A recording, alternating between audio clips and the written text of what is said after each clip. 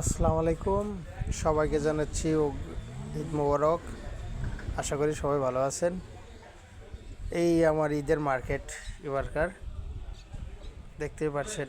আগে আসলে ওইটা অ্যালোডিং ছিল, এবার অনেক কষ্টে আমার এক বন্ধুদের মাধ্যমে আনলাম।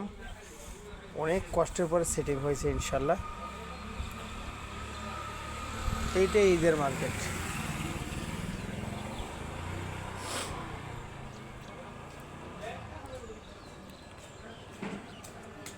সত্যি কথা বলতে এখন একটা ডায়লগই মনে আসে যে আমরা এখন বড় হয়ে গেছি। তো কীরকম লাগলো অবশ্যই জানাবেন। খোদা হাফেজ, সবার দিন ভালো কাটুক এই প্রত্যাশায়।